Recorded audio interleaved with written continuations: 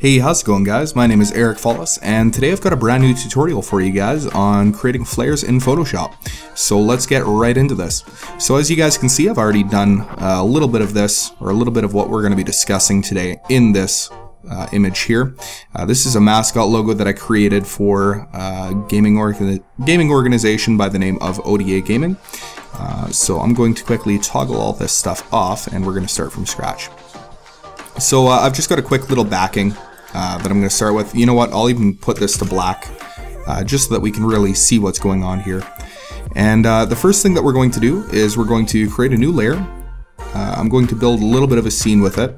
So we're going to sample our color, and the way that we can do that is we can press on our foreground color right here. It'll bring up the little eyedropper tool and it'll allow us to sample. So I'm going to sample maybe like 75% down the logo right there. That looks nice. Or you know what, I'm going to look for something a bit more saturated. Maybe like up there looks nice. So what we're going to do is we're going to open up our brush tool. We're going to go into our tab here, and we're going to find on the top left one of our presets, just a little soft brush, and holding Control, or I guess we're going to go back onto our canvas, holding Control and Alt, we can upscale using right or left. And we can increase the hardness by going up and down. So we're going to increase this maybe to, I don't know, maybe like 1000, no, like 1300 pixels, or even 1500 might look even better. There we go. And I'm going to create some new guides.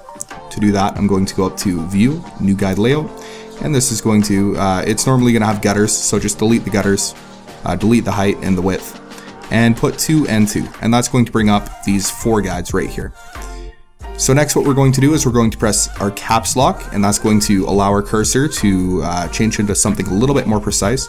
We're going to navigate to the top right of the screen, and we're going to click once, which is going to give us a little bit of a soft light on the top right. We're going to set this to linear dodge add. And this is actually something that I just found out from tutvid.com or Nathaniel Dodson. I will put a link in the description for him below. So all you need to do is double click on your layer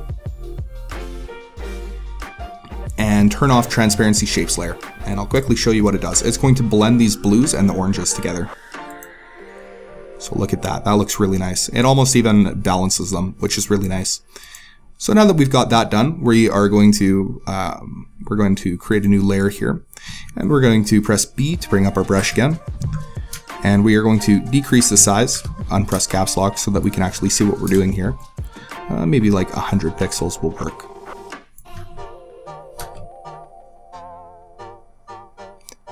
So next we're going to quickly tap in the middle of the screen. If you don't get it directly in the middle, that's okay. Just press Control A, press V, then press these 2 buttons right here. Press Control D to deselect, and next you're going to press Control J to duplicate that. It's a lot of steps all at once. So next you're going to press Control T, you're going to hold Alt, and you're going to drag the top part in. Maybe like there. And we're gonna hold Alt again and drag the outsides in, or the outsides out. There we are. Let's quickly make sure that we've got something we like. I'm even gonna make this a little bit thinner. Maybe something like that might look nice. And we're going to hold Control and click on the second layer. Right click, go to Merge Layers. And next what we're going to do is we are going to press Control T. We're going to switch it to be 15 degrees. And what we're going to do now is we're going to right click on our soft light layer, copy layer style, paste the layer style on our flare, and we're going to resize this and start pasting it around the image. So maybe something a little bit smaller, something like that. Keep it around this size, a little bit bigger than the actual stroke size, depending on where you're using it at. Press Control J. Maybe we'll put one there, and maybe we will put one there, even down a little bit so that we can actually see that flare happening. I'm going to hold Shift. I'm going to click on the bottom one, press Control G to group them all together, and we are going to set this to 50% opacity. Next what we're going to do is we're going to open up our group. We're going to press Control J. We're going to drag this above our group, and the next step is to press Control U, which is going to bring up our hue/saturation. And we are going to bring our lightness all the way to 100, which is going to make this white. And as you can see, with this toggled on, here I'll quickly show you, makes a drastic difference when it comes to whites. So that's with it on, that is with it off. We're going to resize this because this is much thinner than our orange line. So we're going to resize this to be, center this between the line here first. We're going to resize it to be just barely a bit bigger than that. There we go, and maybe we'll make like 4 of those.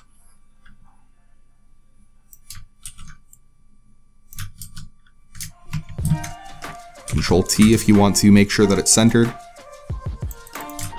There we are.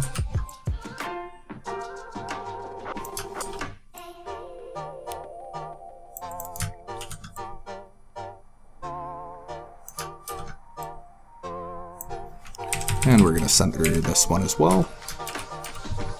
And for these ones, we're going to set them to maybe 50% as well. You know what, that top one there, or we'll group them first and then we'll set them to that opacity just to make it easier. 50%. And I'm not a fan of this one, so I'm going to delete that. Next, what we're going to do is we're going to add a bit more highlights. And what we're going to do is we're going to press B, which is going to bring up our soft brush once again. We're going to press D and then X, which is going to make our foreground color white. And we're going to do the bottom part of the shield right quick. So for this one, this part here, it's a little bit bigger as in terms of the negative space here. So I'm going to make that a little bit larger. I'm going to set that to linear dodge. And once again, we are going to turn off transparency shapes layer, which is going to give us a really nice glow right there, as you can see. So we're going to resize this, make it a little bit smaller, maybe even like that. And we're going to reduce the opacity to maybe something like 25%. Next, we're going to create another new layer. We will copy this just to save some time. We're going to paste it on here, and we're going to make these ones really small. Maybe something like that.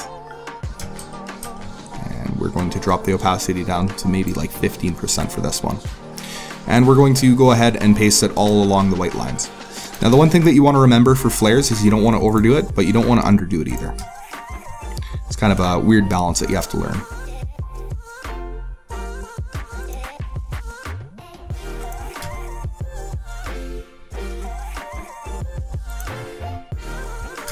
I don't like it there.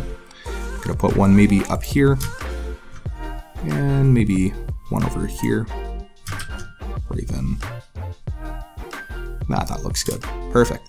So I'm going to quickly show you guys what I did in my original one here. So this was the original. Obviously you guys are gonna play around with it quite a bit more, make it perfect, but that was just a pretty quick one.